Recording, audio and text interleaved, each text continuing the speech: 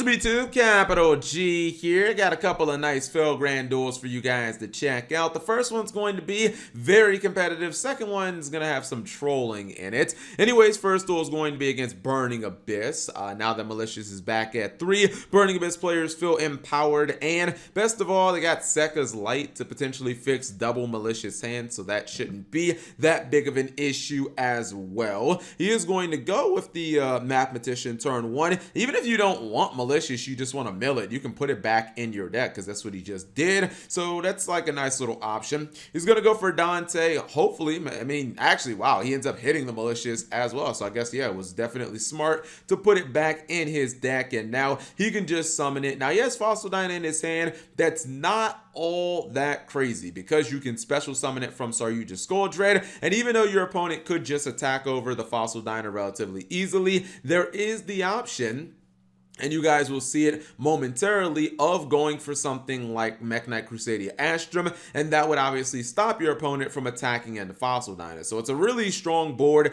Also going to add Blot Dragon. This board should be able to win Burning Abyss the game in most situations. Opponent can't special summon, and they can't attack over the monster that is stopping them from special summoning. So yeah, basically it is like a really strong board, but you know, he has the great equalizer, and that would be Raigeki. Activate that and basically ruin this man's entire career. He's then going to attack over the Fossil Dyna.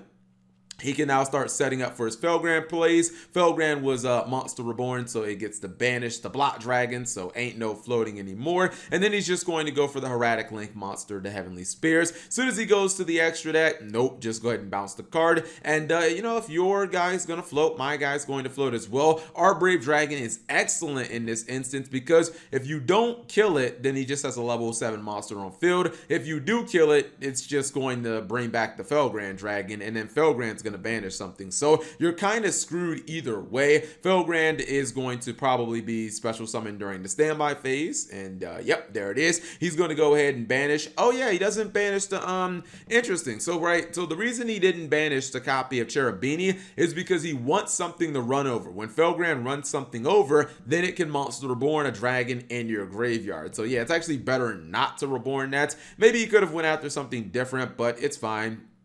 Goes into Heavenly Spears again, and I think his opponent is basically out of options at this point. He's going to summon Felgrand for like the umpteenth time, take out the Destiny Hero Malicious, and he's going to try to go to his extra deck. No way, he just attacks. That's smart. He's going to use Honest, actually, to keep his monster protected, and then he goes into, what's that? That would be Leviair, the Sea Dragon, and I think he realized that he just didn't have a way out of this situation. So second duel is going to be a little bit of a different build of Felgrand, and this would be Galaxy Felgrand. Sometimes we see regular Felgrand with like they run Dragon's Ravine and stuff like that with Arc Brave. Then sometimes we just see kind of like the Felgrand build, and this build obviously is much more Sea focused. He's doing against Orcus, and there will be some trolling in this duel, or at least some let's just say bad plays. We'll go with that. Anyways, he's going for the Soul Flare Dragon almost immediately. That'll prompt his opponent to use the Fantastical Dragon Phantasme in his hand as a response. He gets Ash Blossom, but he's not going to stop. He's actually going to summon 2 rank 8s here, and that's a very strong play, including one of my favorites, number 90, but he also has 38 as well. He's going to use the Ash Blossom on the Photon Lord. I mean, that's a neg 1 Ash Blossom. I guess you might as well use it while you still have the ability to, but I don't know if that's like the greatest thing. I mean, I guess it kind of stops you know, your opponent from getting an extra card, but whatever. He's going to go into Galatea, and I think when he tries to go for Dingirsu, Photon Lord is going to go ahead and negate it, because if not, he probably loses this card for nothing anyways. His opponent's going to press on. He will activate Instant Fusion, which will just get sucked up, not trying to let him go for Thousand Eyes Restrict. So he probably is going to want to go for, like, I don't know, maybe Longirsu and try to get rid of this guy right here.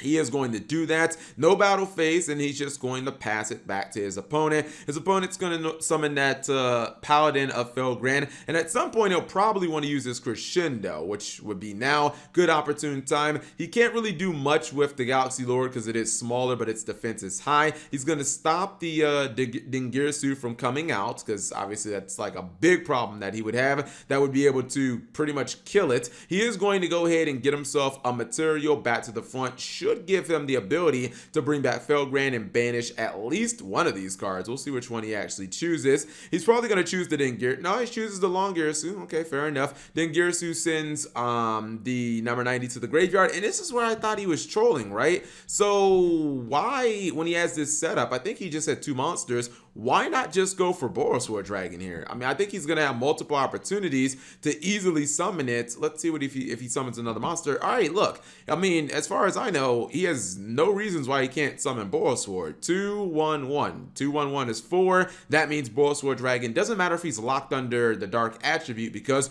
Borosword is a dark. Why not just summon something big enough to kill this? And it's not like he's not running it. I mean, it's like one of the first cards we see. He could have even gone for Topologic Bomber Dragon. Like any rank, or rank 4, any link 4 would have just been smarter here.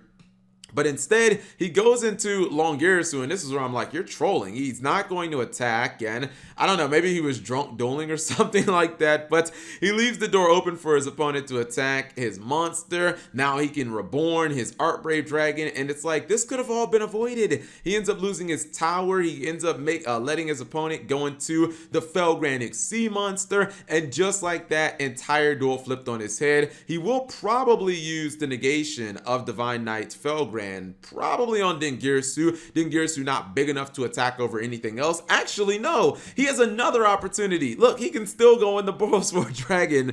Just give up all these damn monsters, you fool. But once again, he says, no, KFG. I will not rely on Borosword Dragon. I don't want to win this duel at all. And when he tries to activate the IP effect, he's just going to go ahead and negate that. And he scoops it up because he realized that he has thrown this duel multiple times. I just don't understand why run Borosword Dragon if you're not going to summon it. It just doesn't make any sense at all. Anyways, hopefully you guys enjoyed these duels. If you did, give a video a thumbs up. Thank you guys for watching. As always, subscribe if you have not already, and turn on that notification bell for daily videos.